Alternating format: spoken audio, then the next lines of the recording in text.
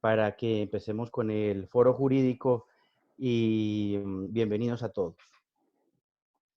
Pues muchas gracias, Luismi. Como él decía, Gemma San de Madrid Network. Madrid Network es la red de innovación de la Comunidad de Madrid, donde ayudamos pues, en 3 líneas fundamentales: la búsqueda de financiación, la búsqueda de partners tecnológicos o comerciales para algo tan fundamental como es el crecimiento empresarial. Pero en estos momentos tan difíciles y tan extraños, queremos sobre todo ponernos a vuestra disposición para todo lo que podamos ser de utilidad.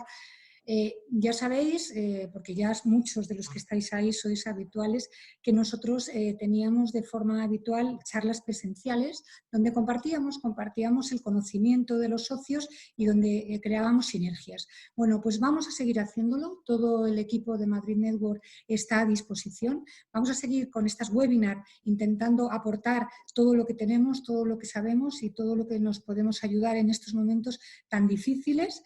Y bueno, pues la actividad de hoy lo que hemos pretendido es hacer un poco balance y poner un poco ordenado todos esos decretos que desde el día 12 de marzo está tomando el Gobierno y que afectan pues, tanto a temas sanitarios como a temas de libertades esenciales, como es pues, la libertad de las personas y luego pues, a nuestras empresas, que es un tema que nos tiene también tremendamente preocupados a todos. Como os he dicho, la semana que viene seguiremos con varias actividades. Estad, por favor, todos atentos un poco a las actividades que os interesen y conectaros.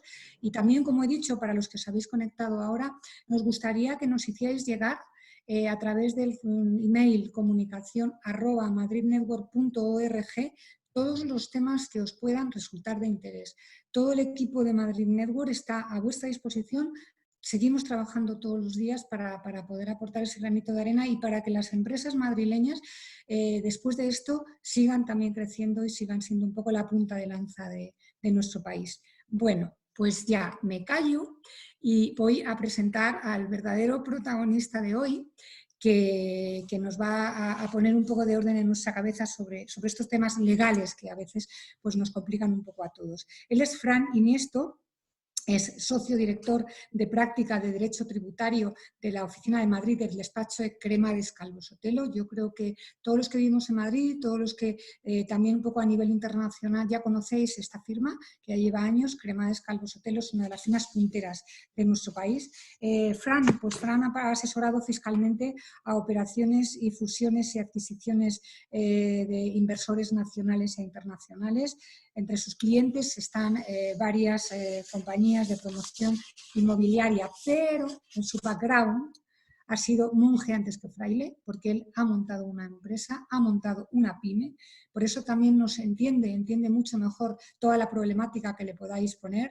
Él montó una boutique en Madrid y ahí también adquirió experiencia pues, de otro tipo de intangibles que no tienen a lo mejor y que no tienen las grandes compañías, marketing, marca personal. Bueno, él ha ayudado a poner los zapatos seguro a muchos empresarios y hoy pues desde, bueno, pues todo eso que ya lleva estudiado durante muchos días nos va a hablar sobre todas estas nuevas normas y decretos jurídicos del Gobierno.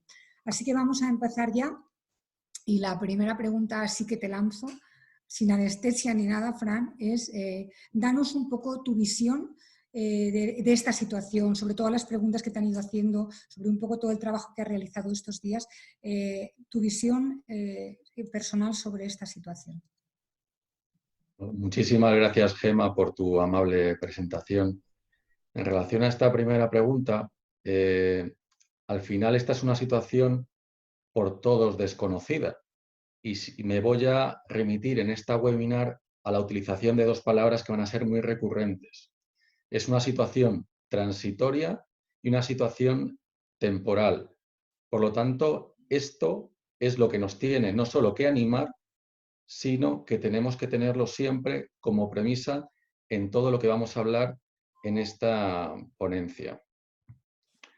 Si bien es cierto que tú comentabas que los reales decretos comenzaron el 12 de marzo, cosa que es verdad, pero realmente el 11 de marzo se produjo también un hecho que hay que destacar, que es, digamos, no sé si el punto de inicio, pero una cuestión que hay que destacar, que es que el 11 de marzo la Organización Mundial de la Salud elevó esta situación de emergencia a raíz del COVID-19 como una situación de pandemia internacional, pandemia general internacional. Por lo tanto, pues desde el 11 de marzo ya empezamos a predecir pues esta situación, pero insisto, transitoria y temporal en la que nos encontramos. ¿Y cómo lo veo? Yo a las personas de mi equipo les doy la siguiente visión y les digo, chicos, bueno, chicas, que hay mayoría de chicas en mi equipo, les digo, chicas, vamos en un barco, tenemos que estar más unidos que nunca, porque esto nos está fortaleciendo ahora y nos va a fortalecer en el futuro. Estamos en plena alta mar, con una tempestad enorme, y a nuestro lado tenemos barcos, barquitos, que son nuestros clientes, que es el público y la sociedad en general, a los que les tenemos que ayudar, a los que les tenemos que dar lo mejor de nosotros mismos. ¿Y con qué finalidad? Pues con la finalidad de llegar al puerto. No solo todos estos barquitos que están a nuestro alrededor, sino también nosotros mismos. Por lo tanto, esta es la visión que planteo de esta situación. Bueno, nos ha gustado eso de transitoria y temporal, porque bueno, nos anima un poquito. La mañana lo sabemos, no está mal, nos lo recuerdes, y lo de remar todos juntos, la solidaridad, que la verdad es que se está demostrando estos días, pues nos da un poco de fuerza, ¿no? Pues ahora, Fran, haznos así un repaso general de los reales decretos, que es verdad que todos nos estamos informando por los medios de comunicación, pero si los tenemos ordenados, pues seguro que será mejor para todos. Bueno, pues comienzo. Siempre voy a remarcar también, Gemma, lo que tú has dicho. Tenemos que ser positivos y nos tenemos que animar y tenemos que motivarnos. Por lo tanto, yo también ahora, cuando hable, voy a intentar transmitiros eso. ¿De acuerdo? Comenzamos. El primer Real Decreto que sale, pues es el 12 de marzo, donde se adaptan medidas urgentes por el impacto económico de este COVID-19. ¿Qué medidas? Pues medidas de refuerzo en el ámbito sanitario, medidas de apoyo a las familias, medidas de apoyo en el sector turismo, medidas de apoyo en el sector financiero, y aquí es donde se introducen las primeras medidas fiscales. Y luego también medidas para la gestión eficiente de las administraciones públicas. Luego, el 13 de marzo, ya la Comunidad de Madrid, a través de una orden de la Consejería de Sanidad, ya acordó la suspensión de la actividad comercial minorista en todo el territorio de la Comunidad de Madrid, a excepción de los establecimientos comerciales minoristas de alimentación y productos de primera necesidad. Luego nos acordaremos del famoso sábado, 14 de marzo, donde ya todos estábamos en nuestras casas ese fin de semana y de repente, bueno, pues escuchamos a nuestro presidente pues hablar con seriedad ya sobre este tema, ¿no? Yo creo que fue la primera aparición pública donde empezó a hablar con seriedad de este tema. Y en este Real Decreto del 14 de marzo, ¿qué medidas hubo? Bueno, pues empezamos a leer y previamente a escuchar al presidente las limitaciones a la libertad de circulación de las personas, que realmente esto era algo totalmente desconocido, pues los mayores ya se remontaban a la época de la Guerra Civil. Luego, pues se introdujeron también medidas de contención en el ámbito educativo y de la formación. También se introdujeron medidas de contención en el ámbito de la actividad comercial, equipamientos culturales, establecimientos, actividades recreativas, actividades de hostelería y restauración, otras adicionales. Esto, digamos, que era la continuación de lo que ya la Comunidad de Madrid había hecho el día anterior, que es suspender determinadas actividades, y en este Real Decreto se incluyen una serie de actividades que deben estar suspendidas a consecuencia de esta situación, que también pues, es el punto de partida de otras muchas medidas. También se introducen medidas en materia de transporte, medidas para garantizar el abastecimiento alimentario, porque claro, ya se prevé que esto va a durar y si tenemos que estar en nuestras casas, pues hay una serie de necesidades básicas que el gobierno tiene que ser capaz de proveernos. También en la garantía en el suministro eléctrico, los productos derivados del petróleo y el gas natural. Y luego, a través de disposiciones adicionales, pues empieza a introducir una serie de suspensiones de los plazos procesales, suspensión de los plazos administrativos, suspensión de los plazos de prescripción y caducidad. Por tanto, a partir ya del 14 de marzo, ya, bueno, a través de esta serie de medidas, ya empezamos a meternos en el ambiente y ya vemos que la gravedad de la situación. Pero posteriormente, a mi modo de ver, hay también otro Real Decreto, que es el que se publicó el 18 de marzo, que esto ya son líneas de actuación y líneas de acción. Líneas de actuación y de acción basadas en tres puntos principales. El primero es reforzar la protección de los trabajadores, de las familias y de los colectivos más desfavorecidos y vulnerables. El segundo, apoyar la continuidad en la actividad productiva, porque tenemos que apoyar la actividad productiva de nuestras empresas. ¿Y qué tenemos que apoyar también? El mantenimiento del empleo. Y por último, pero para mí y creo que para todos es muy importante, hay que reforzar la lucha contra la enfermedad, porque no nos olvidemos que no nos libraremos de esta pandemia hasta que salga una vacuna. Por lo tanto, aquí el gobierno pues, ha tenido que realizar una inversión bastante importante en I+D+I. Y esto, a mi modo de ver, pues es un pequeño resumen de los reales decretos que han salido y, bueno, y que seguro que seguirán saliendo más reales decretos. Una pregunta que me viene a la mente. Tú dices que el tema de las actividades que se prohíben o no depende del gobierno o de la Comunidad de Madrid, porque me dices el 14 de marzo la Comunidad de Madrid dijo que había una serie de actividades que se suspendían, pero ayer yo escuché al alcalde sobre el tema de la construcción, que él quería que en Madrid se pararan las obras, pero que tenía que venir del decreto del gobierno, y no sé si te he entendido que las comunidades autónomas también tienen cierta autonomía para ello. Lo que he transmitido y he dicho es que el 13 de marzo ya la propia Comunidad de Madrid suspendió una serie de actividades y esas mismas actividades se recogieron en el Real Decreto del 14 de marzo. El sector de la construcción, que si queréis yo puedo hablaros mucho porque muchos de mis clientes son constructoras y promotoras, es una actividad estatal. Por lo tanto, a mi modo de ver, debería ser el gobierno en que introdujera la suspensión y no las comunidades autónomas. Entonces, me da que lo que has escuchado pues va en estos términos. Pero que lo sepáis, la construcción no es una de las actividades que ha quedado suspendidas. Y luego cuando hablemos de, pues, por ejemplo, de medidas laborales, pues veréis también la importancia que va a tener esto.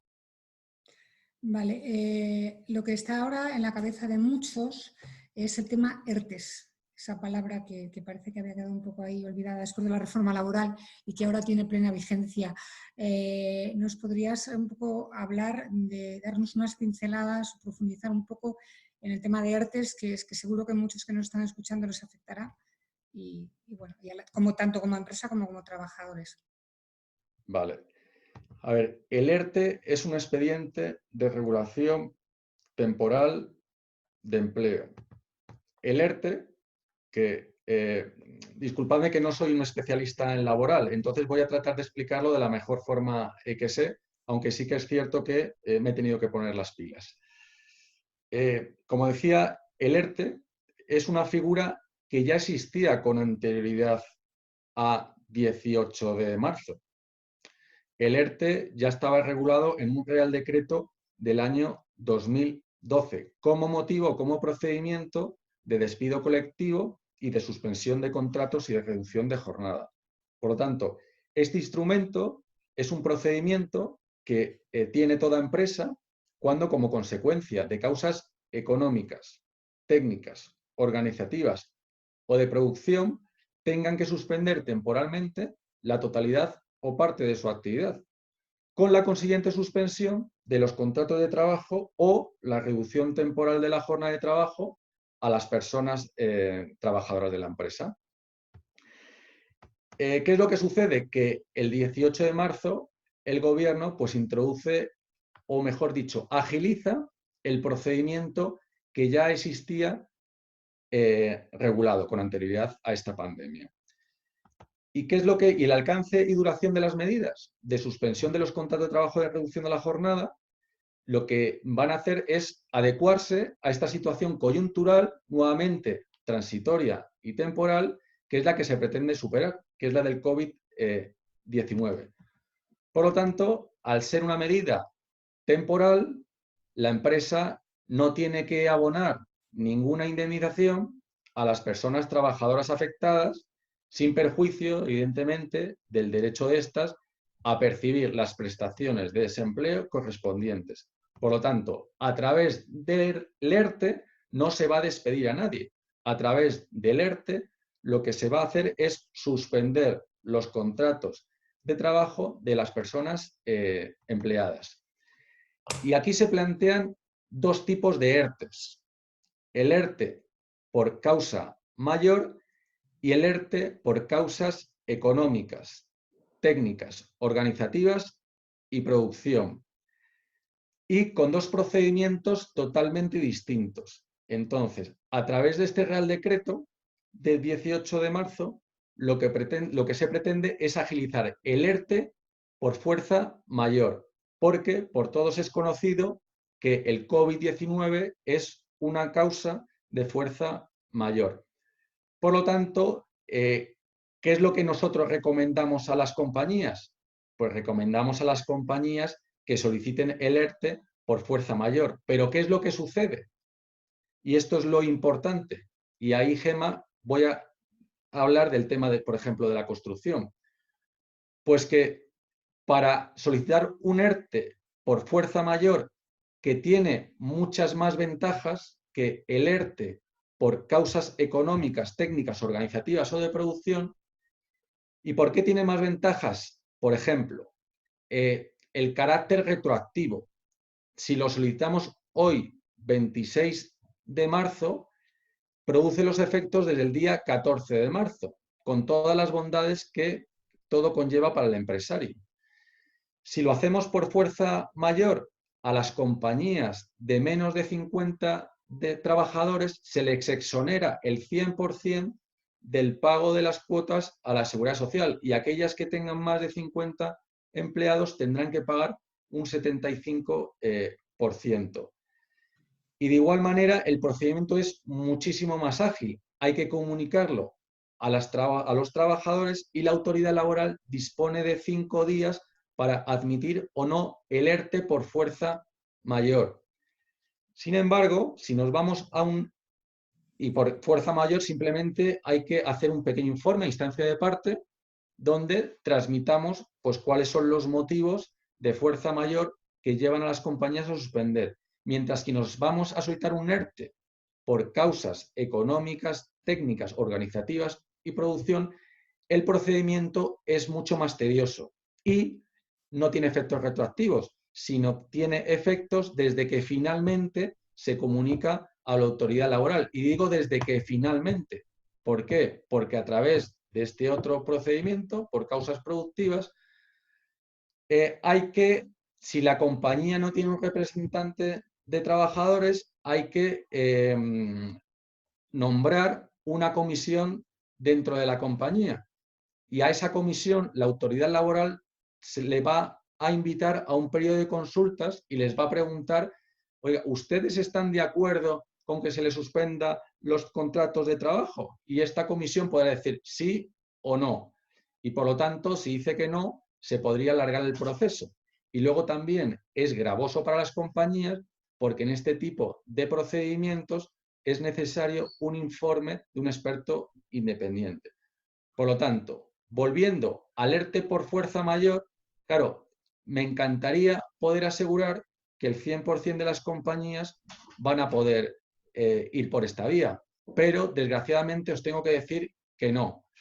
¿Qué compañías van a poder ir por esta vía? Pues aquellas compañías cuya actividad quedó suspendida a través del Real Decreto de 14 de marzo, todas esas actividades sí que podrán ir por la vía de la fuerza mayor, es decir, museos, archivos, bibliotecas, monumentos, espectáculos públicos, esparcimiento y diversión, café, circos, locales de exhibiciones, restaurantes, locales asimilables, locales culturales, artísticos, en definitiva, todos los que enumera el anexo del 14 de marzo. Y luego podríamos introducir, y digo podríamos introducir en estos supuestos de fuerza mayor, pues aquellas actividades que tengan establecimientos abiertos al público, como podría ser, y eso yo ya he presentado un ERTE de una inmobiliaria, como podría ser el caso de las inmobiliarias, que tienen establecimientos abiertos al público. Pero a la pregunta, ¿y una constructora? ¿Una constructora podría iniciar un ERTE por fuerza mayor? Bueno, yo desde el punto de vista práctico lo voy a iniciar. Ahora bien, al cliente que le he transmitido no tengo la seguridad 100% de que nos lo vayan a admitir. ¿Por qué? Porque no es una de las actividades que ha quedado suspendida como consecuencia del Real Decreto. Por lo tanto, hay muchas actividades que, aunque nos gustaría ir por la causa de fuerza mayor, desgraciadamente no vamos a poder ir por esa causa, sino que vamos a tener que ir por la causa de motivos técnicos, organizativos y de producción. Por lo tanto, hay que barajar muy bien a la hora de presentar un ERTE, que evidentemente lo pueden presentar todas las compañías, cuál es la mejor vía para presentarlo. Dentro de las dos opciones que os he planteado, evidentemente ir por el supuesto de fuerza mayor es mucho más beneficioso para las compañías y también para los empleados. Básicamente porque es mucho más ágil. Oye, ¿y se puede presentar un ERTE por fuerza mayor que agrupe medidas de suspensión de trabajo y reducción de la jornada? Sí, porque se prevé que se puedan compatibilizar, suspender el contrato de trabajo y reducir la jornada. Y entonces, a efectos prácticos, ¿esto cómo se traduce? Pues bien, en aquellos casos en los que la empresa reduzca la jornada, la compañía deberá pagar a los empleados por el número de horas efectivamente trabajadas, y por la parte en la que se haya suspendido los contratos de trabajo, será el SEPE, el Servicio Público de Empleo, el que pagará las nóminas de los empleados. En cuanto al procedimiento, pues el procedimiento para presentar un ERTE también es relativamente sencillo. Hay que hacerlo pues a través de la sede electrónica del Ministerio de Trabajo y Economía Social. Oye, Fran, es que nosotros somos una pyme, pero muy pyme, y es que no tenemos certificado electrónico con el que presentarlo de forma telemática. Bueno, pues en estos casos, ¿qué es lo que tenéis que hacer? Pues hay un email del Ministerio de Trabajo al que tendréis que enviar este email. Si alguno me lo pide, se lo doy, contactar con el Ministerio y a partir de ahí el propio Ministerio le dirá cómo tiene que formularlo. Por lo tanto, esta yo creo que se ha convertido en la medida estrella de este Real Decreto. Y esto pues es algo que a día de hoy está siendo objeto de innumerables consultas que nos están llegando al despacho. Por lo tanto, espero haberos dado las pinceladas más importantes de lo que es un ERTE y cómo se hace, y bueno, pues veréis que tiene también su complejidad.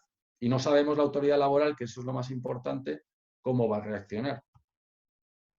Pues la verdad es que Fran sí que ha sido tremendamente esclarecedor, y luego sin duda pues quedan muchas cosas en el aire, porque claro, actividades como pues David, que tiene una empresa de marketing, pues eso está prohibido o no, pero tienes clientes, mi sobrino por ejemplo que tiene una clínica de fisioterapia, si es que al final peluquerías, cosas un poco, pero bueno, sin duda poco a poco iremos resolviendo toda esta serie de dudas. La clínica de fisioterapia, Gema, sí que se podría incluir como causa de fuerza mayor. La compañía de David, complicado. Pero podríamos ir por el ERTE por circunstancias de producción. Sí. Bueno, seguro que con la ayuda de todos los jurídicos que estáis ahí día a día estudiando todas estas cosas, pues seréis un poco nuestra tabla de salvación también. Casos prácticos también, y que pregunta mucho la gente, el tema de los contratos de arrendamiento, tanto a nivel de locales como a veces también a nivel personales. Explícanos un poco sobre esto. Vale. Sí, efectivamente, muchas consultas que nos llegan en este sentido es, oye, ¿se puede resolver un contrato de arrendamiento en estas circunstancias? Y bueno, nosotros lo que les decimos, y vuelvo otra vez a imperar, estamos ante una situación transitoria y temporal. Por lo tanto, lo que les digo a mis clientes es, bueno, hay un principio general, que es que los contratos nacen para ser cumplidos. Es un principio que nosotros llamamos con el latinajo pacta sunt servanda, que lo que viene a decir es que oye, las obligaciones que nacen de los contratos tienen fuerza de ley entre las partes contratantes y deben cumplirse a tenor de los mismos. Y de igual manera, no solo obligan al cumplimiento de lo expresamente pactado, sino también a todas las consecuencias que, según su naturaleza, sean conformes a la buena fe, al uso y a la ley. ¿Y esto significa que si concurre una circunstancia excepcional no se puede modificar o modular? No. Como veremos a continuación, si hay una circunstancia o una excepción que hace que debe imperar una causa particular, restrictiva y justificativa, pues habrá en ciertos casos que esa causa restrictiva pueda primar sobre este principio general de que los contratos nacen para ser cumplidos. Pero ¿qué es lo que sucede si en el contrato de arrendamiento se ha previsto una cláusula específica para el COVID-19? Bueno, pues lo que les digo es, bueno, en aquellas mentes lúcidas, que yo creo que serán en torno al 1%, que en el contrato de arrendamiento hayan previsto una situación como la que actualmente acontece, lo que tenemos que hacer es cumplir lo que dice el contrato, cumplir lo que hemos regulado contractualmente. Por lo tanto, no nos podemos saltar ese principio general. Pero en aquellas otras mentes, que serán aproximadamente el 99%, que en el contrato de arrendamiento no hayan previsto una situación como la que acontece, entonces, en este caso, sí que podríamos acudir a otra serie de elementos como para poder resolver, modificar, modular, etcétera, pues un contrato de arrendamiento. ¿Y qué motivo puede haber? Pues la fuerza mayor. La fuerza mayor como excepción a la responsabilidad en el cumplimiento de alguna obligación contractual. Claro, para la fuerza mayor nos tenemos que referir al Código Civil, que viene a decir en uno de los artículos, en el 1105, que nadie responderá de aquellos sucesos que no hubieran podido preverse o que previstos fueran de todo inevitable. Claro, de este modo, pues se prevé la liberación de la obligación en el caso de que se produzca pues, una imposibilidad sobrevenida, que de cumplirse un acontecimiento extraordinario o imprevisible que haga que no pueda cumplirse el contrato. Oye, ¿y el COVID-19 es una situación de fuerza mayor? Pues evidentemente sí, claro que es una situación de fuerza mayor. Pero, como he dicho, el principio general prima sobre una especialidad. Entonces hay que ver qué es lo que ha dicho la jurisprudencia sobre estas causas de fuerza mayor. Y la jurisprudencia lo que ha declarado es que, claro, la fuerza mayor pues puede servir para librarse del cumplimiento de las obligaciones denominadas de dar una cosa, de hacer o no hacer. Por ejemplo, ejecutar una obra. Ejecutar una obra es una obligación de hacer y, por lo tanto, si hubiera una causa excepcional en un contrato de ejecución de obra, pues podríamos suspender el contrato o ya veríamos si podemos resolverlo. Pero ¿qué es lo que sucede con los contratos de arrendamiento? Los contratos de arrendamiento, de lo que se dimana de ellos son de obligaciones pecuniarias. Es una obligación de pagar una renta. Por lo tanto, ni es una obligación de dar una cosa, ni es una obligación de hacer, y no es una obligación de no hacer, sino que surge una obligación pecuniaria de pagar una renta. ¿Y qué es lo que sucede en estos casos? Pues que en estos casos el Tribunal Supremo lo que te viene a decir es que en el caso de obligaciones pecuniarias, pues usted no puede utilizar una causa de fuerza mayor para resolver el contrato. Por lo tanto, la fuerza mayor en un contrato de arrendamiento no la podemos utilizar si nuestro objetivo es resolverlo. ¿Hay más medidas? Sí. Hay una posible acción que se denomina, y disculpadme la palabrita, que es una cláusula que se llama rebus sic stantibus. Esta cláusula de rebus sic stantibus no está prevista en nuestro Código Civil, en nuestra normativa española, sino que está prevista en el mundo anglosajón. Y esta construcción jurídica, que no está reconocida aquí en España, pues ha sido creada por la doctrina y la jurisprudencia sobre la base del principio de equidad en las relaciones contractuales.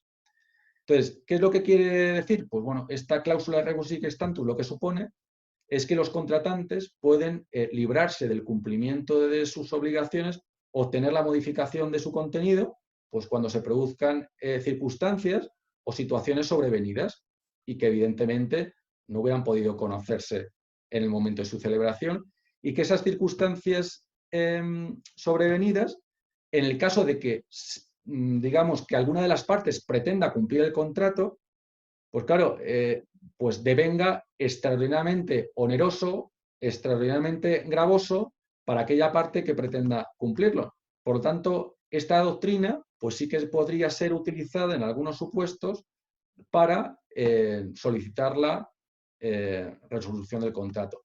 Pero como digo, si esta situación es nueva para nosotros, también es nueva para los tribunales. Y si alguno me pregunta, Fran, ¿cuál es tu opinión? ¿Qué crees que lo van a decir los jueces y tribunales al respecto? Bueno, pues si me hacéis que saque la bola de cristal, vuelvo otra vez a mencionar las dos palabras que he dicho al inicio. Esto, afortunadamente, es algo transitorio y temporal. Por lo tanto, mi opinión es que los jueces, a la hora de fallar, van a tener en cuenta la transitoriedad y temporalidad del COVID-19. Y en mi opinión, yo creo que esta doctrina anglosajona no va a ser utilizada por los jueces y tribunales para resolver un contrato. ¿Por qué? Porque si es una medida temporal y transitoria, lo que, a mi entender, van a fallar es en encontrar este tipo de medidas más temporales y transitorias, como puede ser una modulación en el importe de la renta, como puede ser una suspensión en el pago de la renta, pero a mi modo de ver, y esto es mi opinión, no se va a poder utilizar también esta doctrina para resolver un contrato de arrendamiento. Fran, entonces, ¿qué hacemos? Bueno, ¿qué es lo que mi recomendación? Yo como abogado, oye, si se produce el impago de una renta, yo os digo y os asesoro cómo tenéis que hacerlo. Nos metemos un procedimiento de reclamación de cantidad, también podemos incoar un procedimiento de desahucio o podemos acumular ambos. Pero, aparte de ser abogado, soy abogado y una persona práctica. Y entonces, en estos momentos también es donde se demuestra que tenemos que ser prácticos y tenemos que tener voluntad. Tenemos que tener voluntad de entendimiento. Por eso cuando os decía que tenemos que ayudar a los barquitos que tenemos a nuestro alrededor, esto significa que todas las partes tenemos que estar más unidas que nunca. Y por lo tanto, lo que tenemos que acudir es a la mediación. Tenemos que ayudar a la otra parte. Y es un poco mi objetivo, mediar y que nunca lleguemos a interponer un procedimiento judicial. ¿Que lo podemos hacer? Sí, pero hay que tener en cuenta que esto es una situación temporal y transitoria. Por lo tanto, lo que yo llamo e impero siempre es al sentido común de las partes, en este caso. Pues gracias, Fran, porque efectivamente son situaciones, imagino, excepcionales y como tal se tratarán. Vamos, lo que sí quiero es que os vayáis animando. Ahí hay un chat que veréis en la aplicación para que nos vayáis lanzando las preguntas. Luego Alejandro seleccionará las preguntas más comunes para que las pueda contestar Fran, pero se nos va acabando el tiempo y aunque yo sé que ser adivino en estos momentos es complicado, y que dar una situación y dar un poco un resumen de la situación bien, pero un pronóstico sobre la situación es complicado, pero bueno, desde tu conocimiento, tanto en tema jurídico como legal, como en tema económico y como del mundo de negocios, sí que me gustaría, y sé además, Fran, que eres una persona tremendamente positiva, pero a la vez realista y que pisas el mundo, dinos un poco tu bola de cristal, esa situación que probablemente en un mes, 2 meses, pues se pueda producir en España y en la economía mundial. Gracias, esto es algo del positivismo que mis clientes últimamente me están diciendo. Fran, joder, queremos hablar contigo porque es que la verdad es que nos motiva muchísimo. Bueno, ¿qué es lo que pretendo transmitir? pues utilizar las dos palabras que os he utilizado durante toda la webinar, que es algo transitorio y totalmente temporal. ¿Qué es lo que quiero ver de este horizonte? Evidentemente, si me preguntáis y saco la bola de cristal, ¿hasta cuándo va a durar esta situación? Pues evidentemente esto nadie lo puede saber. Pero lo que sí que podemos saber, y a mí me gustaría transmitir a todo el mundo, es que de esta situación estoy cada día más convencido que vamos a salir más reforzados y unidos que nunca. ¿Y por qué? Porque las formas de trabajar van a cambiar. Nos estamos encontrando con que las reuniones presenciales, pues a día de hoy, a pesar de que no se pueden tener, pero son totalmente ineficientes. Nos estamos encontrando con otras fórmulas para poder reunirnos mucho más eficientes, como por ejemplo a través de videoconferencias. ¿Y esto en qué va a incidir? Pues esto va a incidir en la productividad futura de las compañías, en muchos sectores, donde antes teníamos, digamos, tiempos ineficientes, ahora a través de esto seguro que va a haber tiempos muchísimo más eficientes. Y dentro de este reforzamiento que nos va a provocar esta situación a la que ahora nos encontramos, esto va a tener consecuencias positivas en el futuro. Es decir, esto no es como la crisis financiera que acabamos de pasar hace unos años, ¿no? Esto se está convirtiendo, es que la palabra crisis no me gusta utilizarla, por lo tanto se está convirtiendo en una situación transitoria en donde todos queremos trabajar y el trabajo existe y está ahí. Lo que está sucediendo es que nos estamos viendo impedidos para llevarlo a cabo. Por lo tanto, en el momento en que se reanude este estado de alarma, vamos a estar con mucha energía, con muchas ganas y vamos, toda la sociedad, vamos a tirar del carro y vamos a fortalecer la economía que a día de hoy está totalmente resentida.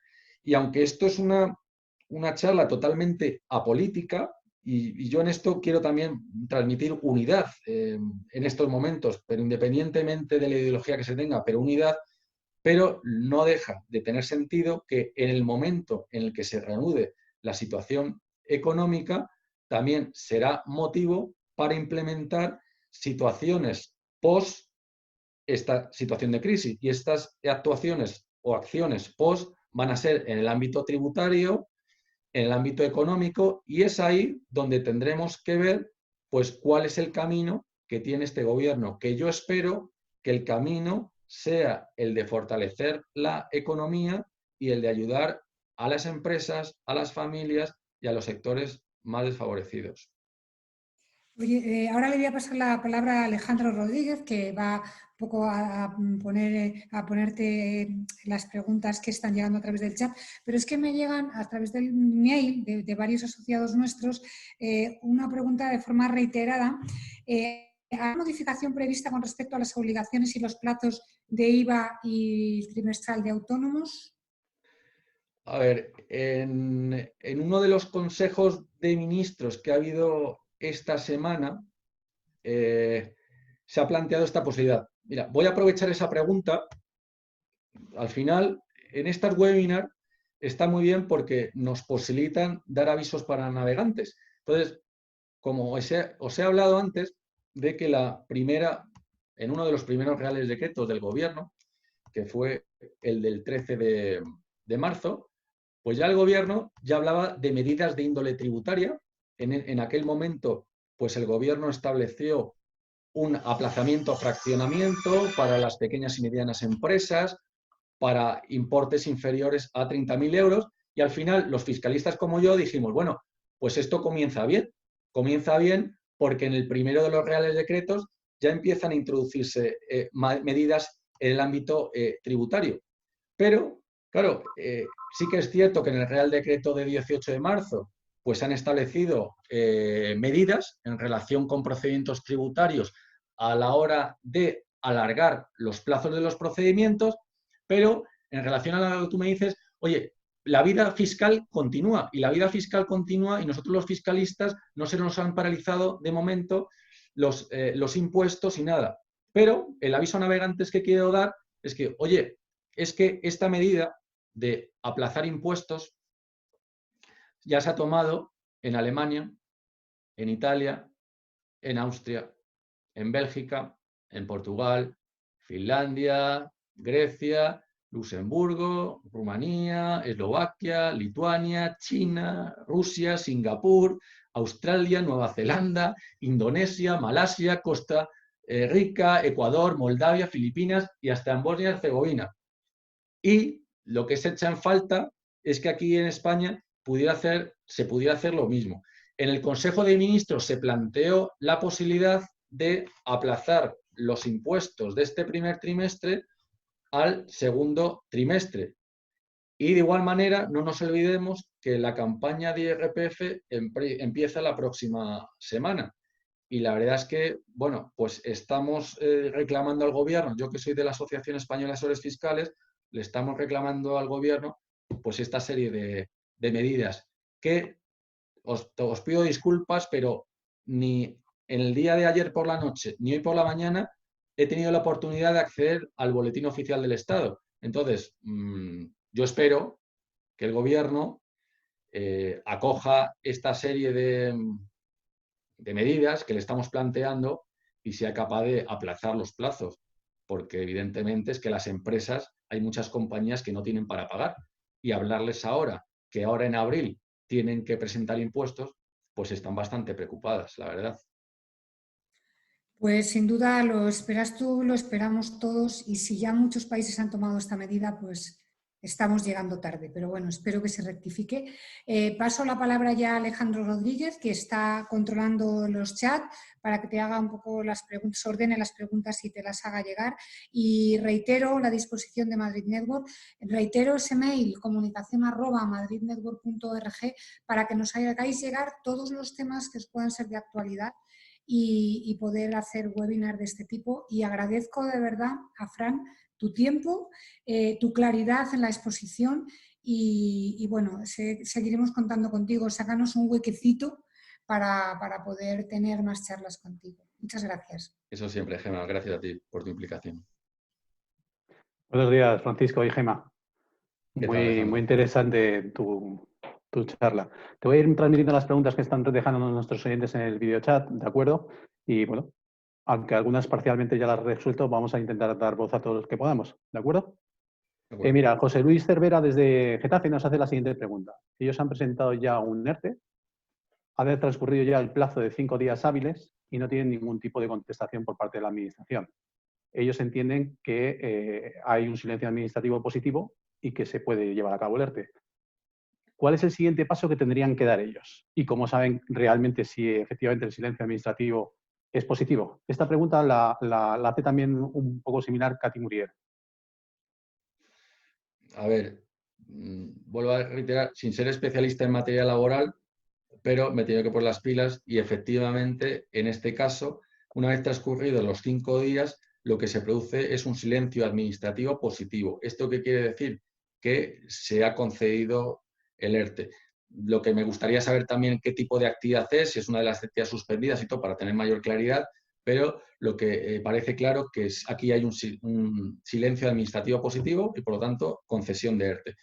A partir de ahí, lo que tiene que hacer la empresa es ya comunicarlo a los trabajadores para que los trabajadores, a partir de una dirección de un enlace que ya se ha habilitado por parte del SEPE, del Servicio de Empleo del Servicio de Empleo que se llama SEPE, puedan ya solicitar las prestaciones por desempleo. Y lo que tiene que hacer la empresa, y esto es muy importante, porque antes se ha hablado que las compañías tienen una exoneración del 100% en la cuota empresarial y si tienen menos de 50 trabajadores y si tienen más de 50 trabajadores, un 75%. Bien, pues esta exoneración la tienen que solicitar.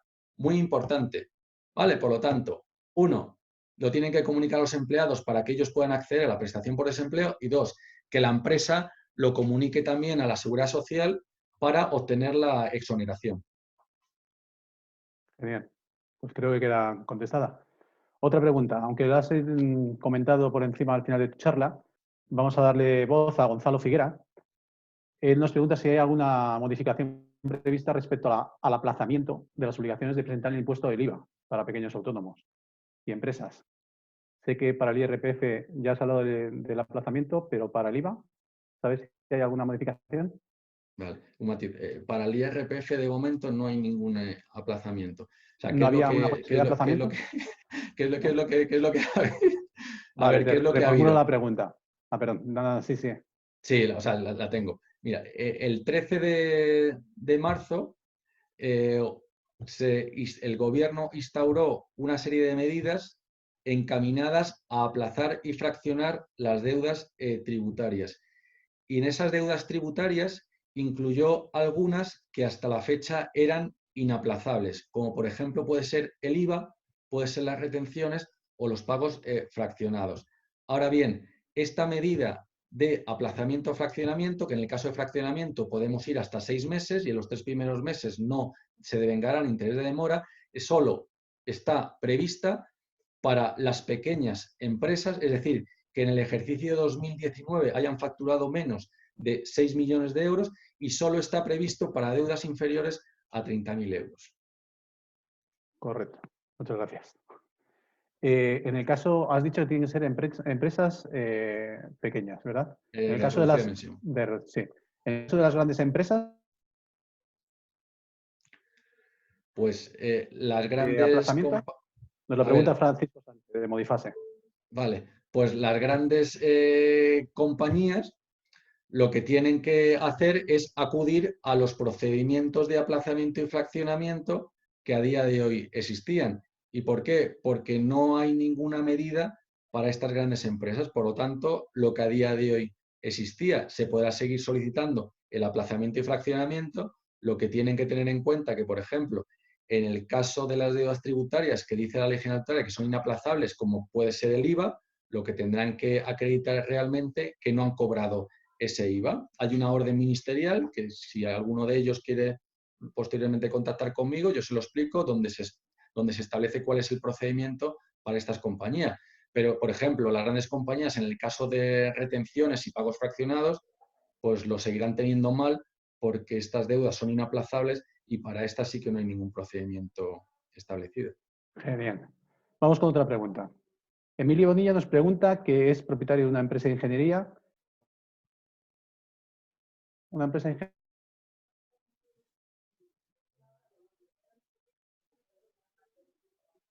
Te acabo de perder, Alejandro. Ah, perdona, ¿me oyes bien ahora? Ahora sí. Ah, disculpa, no sé qué ha pasado. Emilio Bonilla nos pregunta que tiene una empresa de ingeniería. ¿Él podría acogerse a un ERTE por causas de fuerza mayor? A ver, habría que analizar cada caso concreto. Una empresa de ingeniería como tal no está dentro de las actividades suspendidas por el Real Decreto de 14 de marzo y, por lo tanto, a priori no cabría la causa de fuerza mayor. Ahora bien, creo que lo he dicho también al inicio, nuestra recomendación es, y esto, si me oye cualquier autoridad laboral, va a pensar que cómo animas a la gente. Bueno, pues al final, si hay un muy buen informe motivado, donde hay una conexión directa de la pérdida total de actividad con, lo conectamos con, oye, es que libertad de transporte, libertad de movimiento de las personas, no sé, es que yo tengo un establecimiento abierto al público. Me suena raro, ¿no? Que una ingeniería se basara su actividad en un establecimiento abierto al público, pero bueno, por eso hay que hacer un traje a medida. En resumen, resumiendo y para concretar, la fuerza mayor estaría prevista para las actividades suspendidas en el Real Decreto y la ingeniería no lo está, pero yo no descartaría analizar más la actividad, ver los pormenores y mi recomendación sería, si existe cualquier indicio en el que pudiera haber una causa de fuerza mayor, pues intentar solicitarla. Siguiente pregunta. Mira, Jorge Miralles nos hace una pregunta y es la siguiente. ¿consideras que la mediación puede ser un proceso más rápido y económico que acudir a la vía jurídica? Bueno, entiendo que es que acudir a la vía judicial y la mediación, a ver, en una circunstancia como la que hoy acontece, temporal y totalmente transitoria, qué duda cabe que la mediación es muy importante. La mediación, lo que tenemos que utilizar es el sentido común y a situaciones anormales como la acontece, dar respuestas normales. Y la mediación puede ser una de ellas. Fenomenal. No tenemos más preguntas de momento por parte de nuestros seguidores. ¿Querrías recalcar?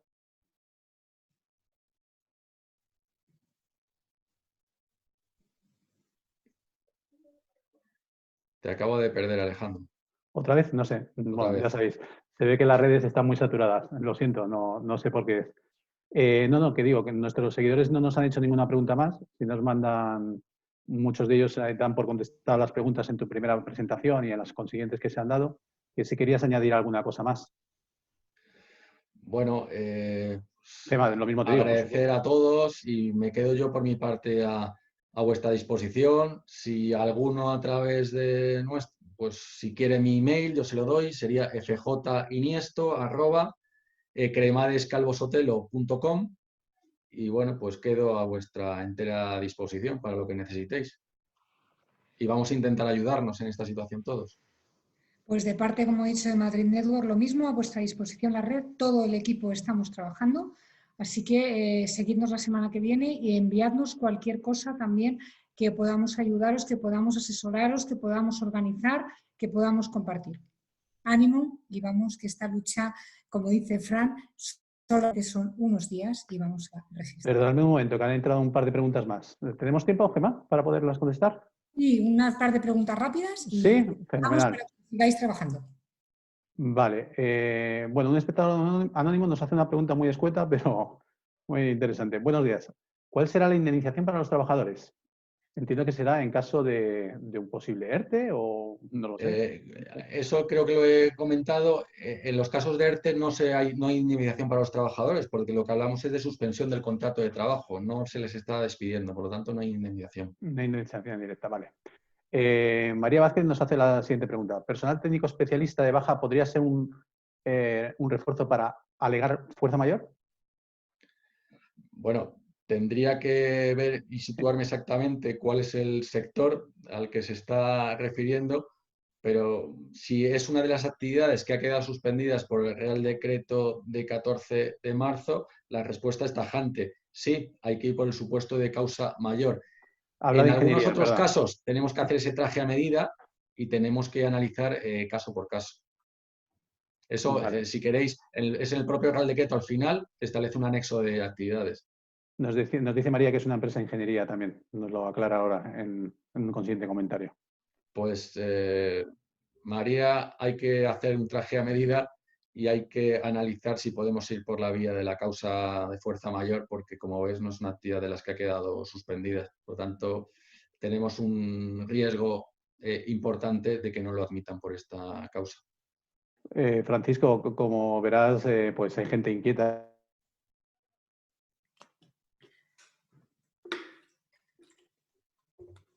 Te acabamos de perder Los otra vez. trajes. Bueno, A ver, otra vez. ¿ahora? De la voz, sí. Ahora. No sé yo os oigo perfectamente. Que digo que me gustaría que volvieses a repetir la forma de contactar contigo, porque veo que hay gente hay preguntas que en el desarrollo de la charla se han contestado, pero hay gente que necesita ese traje a medida que dices tú y la verdad es que creo que podrían contactar contigo en cualquier momento. Repite Vale, el email, por favor. Para todos los interesados pueden contactar conmigo en la siguiente dirección. Es fjininiesto@cremadescalvosotelo.com. Está puesto en el chat para todo el mundo también. Genial, efectivamente, lo acaban de colgar en el chat. Quien quiera contactar con Francisco, el email que acaba de decir está en el chat general para todo el mundo, ¿de acuerdo? Bueno, pues veo que lo están agradeciendo. Muchas gracias. No tenemos más preguntas de momento. No, simplemente dar las gracias a todos los que habéis asistido. Agradeceros además vuestra participación porque ha sido una participación interesante y creo que ha aportado bastantes soluciones nuestro amigo y experto Fran, además de daros su correo electrónico para algunas consultas. Intentar no ser extenso con las consultas porque está bastante saturado, pero por supuesto os lo he abierto amablemente para que cualquier pregunta interesante que tengáis la podáis hacer. Deciros también que nos vemos la semana que viene con otro webinar, que entre medias iremos haciendo otros con Madrid Network, otros que irá haciendo Madrid Network en directo, al igual que iremos haciendo otros del Pro Business Place. El que esté interesado ya sabe cómo contactar tanto a Madrid Network como a Pro Business Place a través de nuestras webs. Y muchas gracias a todos por vuestra asistencia. Luis Miguel, ¿quieres añadir algo más?